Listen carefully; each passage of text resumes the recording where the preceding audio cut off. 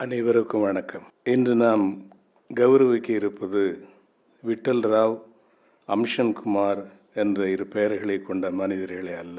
இடையராது கலையின் பாதையில் பயணம் மேற்கொண்ட இரு மேன்மையாளர்களை கௌரவிக்க இருக்கிறோம்.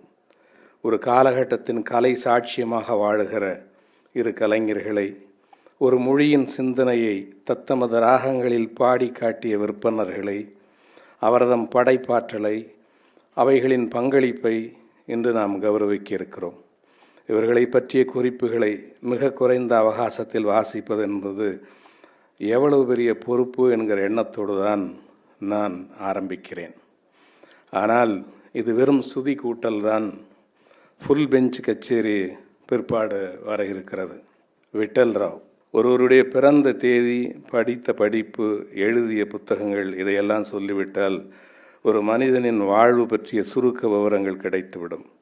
ஆனால் ஒரு காலகட்டத்தின் நினைவுகளையும், ஒரு நகரத்தின் மூச்சையும், ஒரு சமூகத்தின் மாறுதல்களையும் தனது எழுத்தில் பதிந்து வைத்திருக்கும் ஒரு அபூர்வ படைப்பாளியை நமக்கு அறிமுகப்படுத்துபவை வெறும் தன்விவர குறிப்புகள் அல்ல.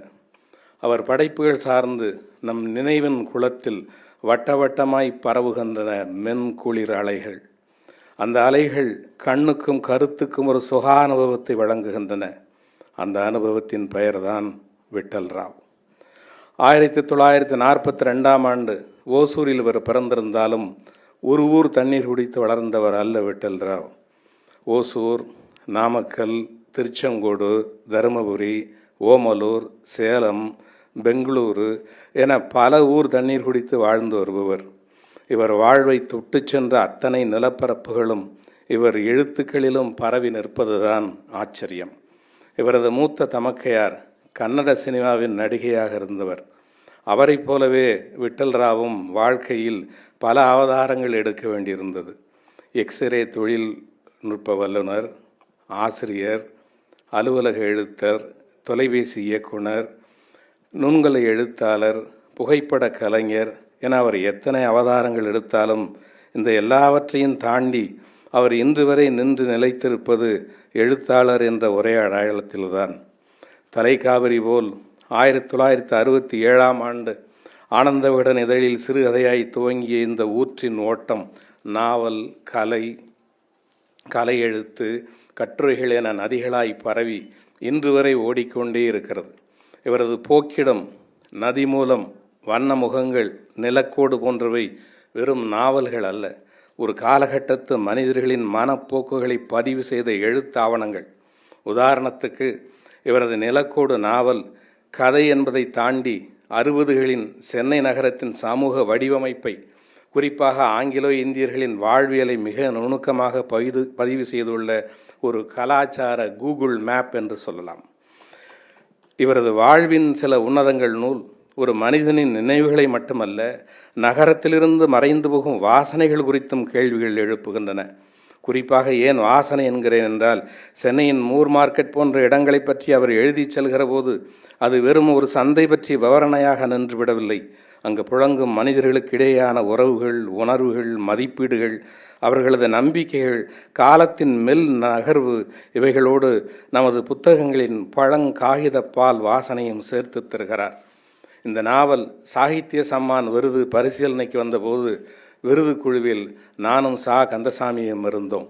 அதை ஏற்கனவே படித்திருந்த லைப்பின் மகிழ்வில் உடனே அந்த நூலை பரிசுக்குரியதாக தேர்ந்தெடுத்தோம். இலக்கியம் மட்டுமல்லாமல் ஓவியம், சிற்பம், சினிமா என எந்த கலை வடிவத்தை பற்றியும் சிந்தித்து அதை எளிமையாக எழுதி பகிர்ந்தவர் விட்டல் ராவ்.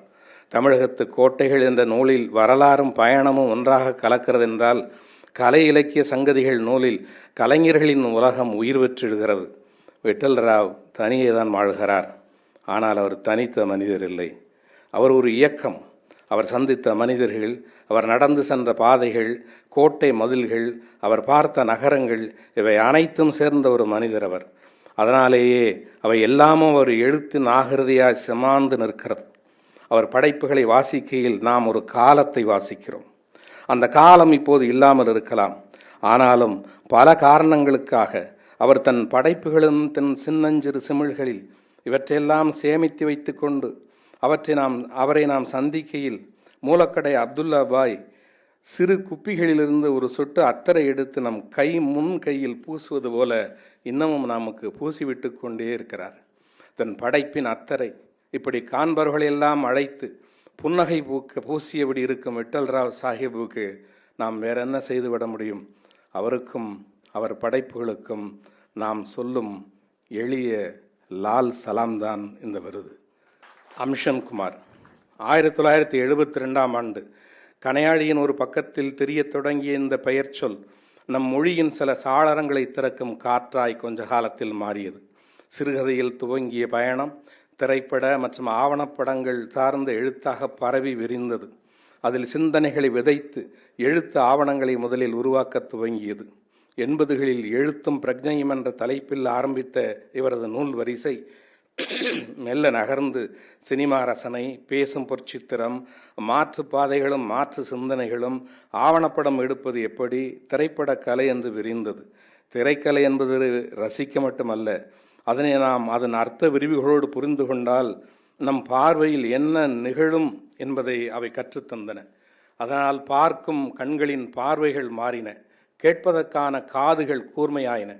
அம்ஷன்குமாரின் படங்கள் வெறும் படங்கள் அல்ல, மௌனமாக வாழும் பல மனித உள்ளுணர்வுகளின் பிரதிபலிப்பு.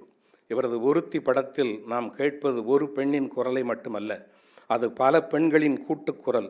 அதுபோலவே மனுஷங்கடா திரைப்படம் ஒரு சமூகத்தின் உள்ளினுரையை கேட்க வைக்கிறது.